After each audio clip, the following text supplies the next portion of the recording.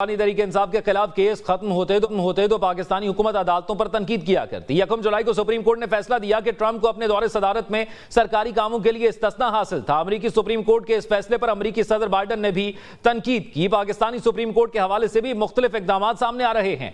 Ad hoc जजेस की तैनाती की बात हो रही है। जजेस की मुद्दत मुलाजमत में तौसीह का सोचा जा रहा है।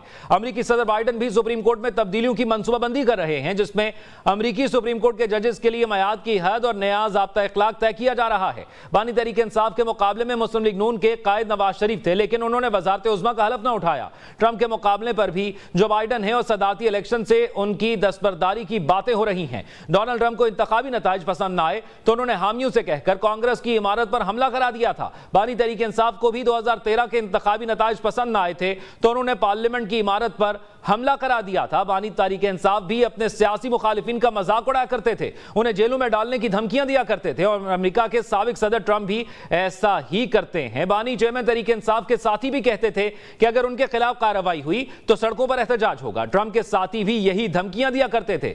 गिरफ्तारी से बचने के लिए बानी चेयरमैन तहरीक इंसाफ ने भी धमकियां देना शुरू कर दी थी। डोनाल्ड ट्रंप ने भी ऐसे ही किया। सोशल मीडिया पर उन्होंने धमकी दी थी कि अगर उन पर फर्द जुर्म आयद की गई तो हर तरफ मौत और तबाही होगी। बानी चेयरमैन तहरीक इंसाफ भी अपने खिलाफ तमाम इल्जामात को झूठ कहा करते थे। डोनाल्ड ट्रंप का भी यही मौकफ होता था, वो इल्जाम लगाने वालों को झूठा करार दिया करते थे। बानी तहरीक इंसाफ को यहूदी एजेंट कहा गया, डोनाल्ड ट्रंप को रूसी एजेंट कहा गया। एक जैसे मुकदमात, एक जैसे हालात, एक ही जैसे बयानात। पाकिस्तान और अमेरिका दो बिल्कुल मुख्तलिफ मुल्क हैं। दोनों ममालिक का सियासी निज़ाम भी बिल्कुल मुख्तलिफ है, लेकिन इस वक्त दोनों मुल्कों का सियासी मंजरनामा एक जैसा है। ये दोनों का एक जायजा था, दोनों का एक कंपैरिजन था, क्योंकि दोनों जानिब हालात एक जैसे दिखाई दे रहे हैं। अमेरिकन इंतखाबात पर बात करने के लिए हमारे साथ साजिद तारन मौजूद हैं, जो कि साबिक मुशीर हैं डोनाल्ड ट्रंप के। उसके अलावा अनीला अली मौजूद हैं, जो कि तजियाकार हैं और एक्टिव डेमोक्रेट हैं।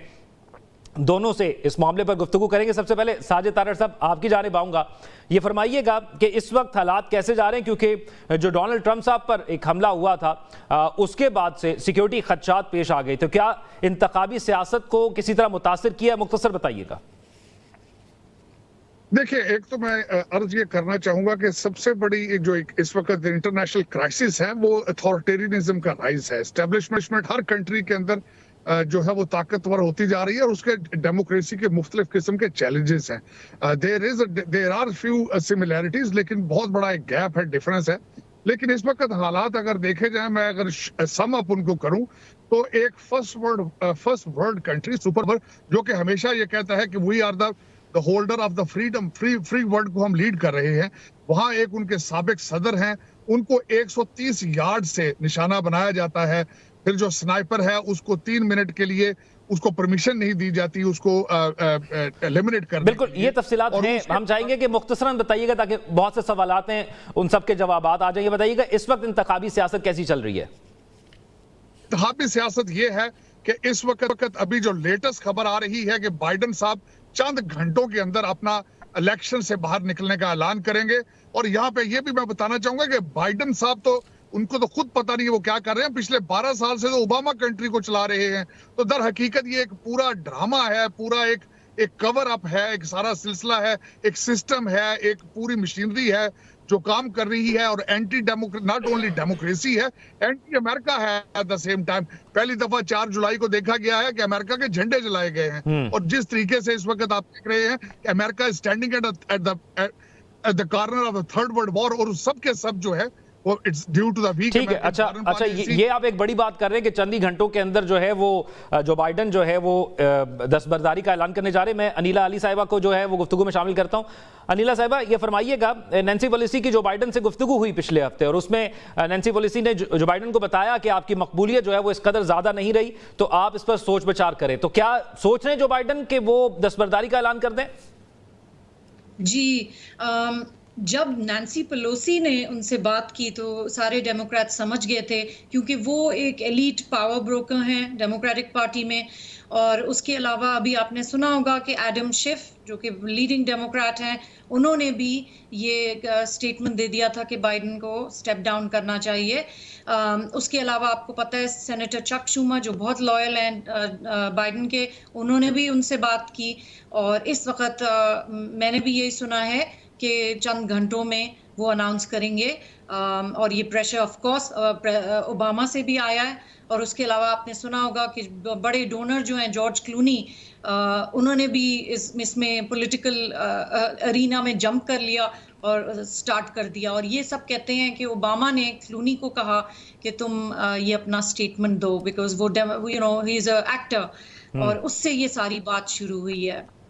तो ये फरमाइएगा अनिल अली कि आपके पास या डेमोक्रेट्स के पास क्या जो ऑप्शन होगा डोनाल्ड ट्रंप के खिलाफ, क्योंकि जिस किस्म का हमने कंपैरिजन किया है उनको पाकिस्तान में सियासत और अमेरिका की सियासत के अंदर, तो हमें ऐसा लग रहा है कि डोनाल्ड ट्रंप भी इस वक्त अवाम की एक बड़ी मकबूलियत हासिल कर चुके हैं। तो उसको काउंटर करने के लिए डेमोक्रेट्स के पास क्या ऑप्शन होगा अगर जो बाइडेन नहीं तो? देखिए, इस वक्त डेमोक्रेट्स के लिए बहुत अहम टाइम है। केओस बहुत है डेमोक्रेटिक पार्टी में, डिवाइड हुई हुई है। और उसी वजह से डेमोक्रेटिक मशीनरी एक्टिव हुई है। और उन्होंने कहा कि प्रेसिडेंट बाइडेन को फोर्स करें, उनको पोलाइटली, क्योंकि प्रेसिडेंट बाइडेन ऐसे हैं कि वो किसी की सुनते नहीं हैं। उसके अलावा उनको पसंद नहीं है कि कोई उनको कोअर्स करे बाहर से। तो उन्हीं के लोग जो उनका इनसाइडर ग्रुप है, ओबामा है, पेलोसी है, एडम शिफ है, सेनेटर चक शूमर है, उन्हीं लोगों को आगे भेजा कि वो उनकी सुनेंगे।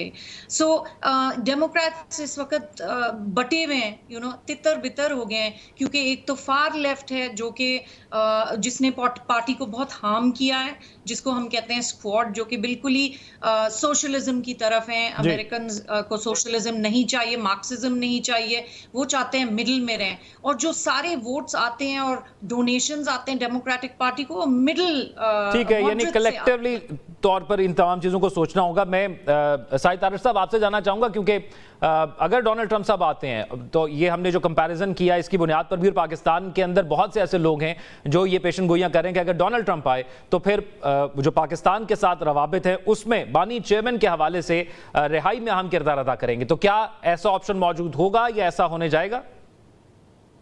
मेरे ख्याल में ऐसा नहीं होगा। उसकी वजह यह है कि ना इस तरीके से कंट्रीज बिहेव करते हैं। आपके इंटरनल मैटर्स के अंदर एक फॉरेन कंट्री का प्रेसिडेंट किस तरह इंटरवीन कर सकता है? लेकिन करारदाद तो पेश हो गई आपके यहाँ साजिद तारड़ साहब पीटीआई के हक में। नहीं सर, नॉन बाइंडिंग करारदाद है और वो लॉबी डॉलर जो यहाँ पे चल रहे हैं उसकी बेस पे है। दैट नथिंग हैज टू, आपने उसके साथ करारदाद के बारे में आपने स्टेट डिपार्टमेंट की स्टेटमेंट सुनी होगी कि वो एक कांग्रेशनल इंटरनल मैटर है जो कांग्रेस और नॉन बाइंडिंग है।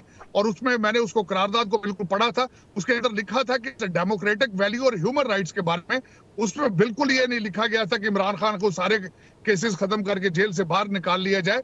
वो बिल्कुल एक खाम ख्याली है, पता नहीं क्यों उसको इतना किया जा रहा है। मैं क्रॉस क्वेश्चन करना चाहूंगा। यहाँ पे 6 जनवरी के ऊपर लोगों को 18-18 साल की सजाएं हो चुकी हैं। आपका क्या ख्याल है? शहबाज शरीफ साहब अगर कहें तो उनको यहाँ छोड़ दिया जाएगा?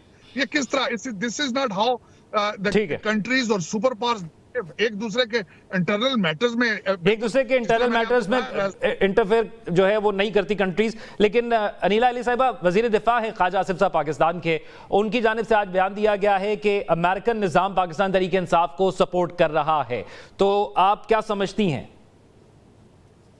मैं ये समझती हूँ गलत बात है। मैं साजिद तारड़ साहब से अग्री करती हूँ कि देखिए, जो भी गवर्नमेंट आएगी उनका पाकिस्तान पे स्टैंड रहेगा। उसके अलावा ये जो करारदाद पास हुई है इसको बहुत पाकिस्तान ने गलत तरीके से देखा। इसमें अगर आप इसके वर्ड्स जाके देखेंगे तो कौन कहेगा कि पाकिस्तान में डेमोक्रेसी हम नहीं सपोर्ट करेंगे? हर किसी ने साइन किया, yes we support human rights and democracy.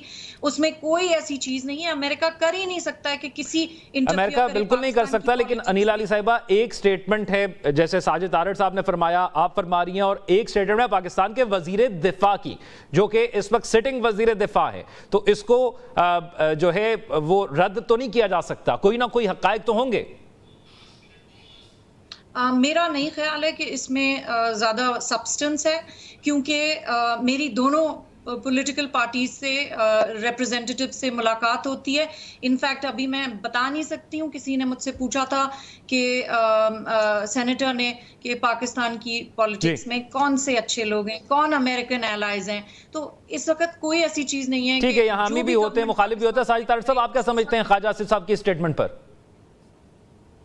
देखिए, ख्वाजा आसिफ साहब, इस वक्त अगर देखा जाए तो आपके इंटरनल इश्यूज पे इतना प्रेशर है। आप सुबह शाम आप कभी इमरजेंसी की बातें हो रही हैं, कभी आपकी नई गवर्नमेंट की बातें हो रही हैं, कभी मार्शल लॉ की बातें, और आपकी तो दर हकीकत अगर देखा जाए पूरे का पूरा सिस्टम जो है वो almost economically and politically collapse कर रहा है। उसके ऊपर जितने मुंह है उतनी बातें हैं। मैं समझता हूं कि America has nothing to do with your internal matters. America को तो अपनी समझ नहीं आ रही है कि इस वक्त गाजा जल रहा है, इस वक्त यूक्रेन जल रहा है, इस वक्त यहाँ पे 25 मिलियन इलीगल लोग आ चुके हैं।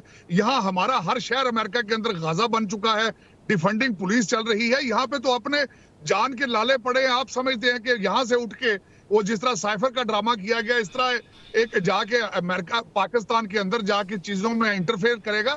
This is not. ठीक है, ये एक बयान आपका है साजिद तारड़ साहब, और अनिला अली साहिबा हमारे साथ मौजूद थी। प्रोग्राम का वक्त खत्म हो रहा है, लेकिन एक स्टेट ख्वाजा आसिफ साहब की जानिब से जारी की गई है और इसकी तफसीलात वही बता सकते हैं कि किन बुनियादों पर और किन हकायक पर उन्होंने यह बयान जारी किया। अपना ख्याल रखिएगा। अल्लाह हाफिज।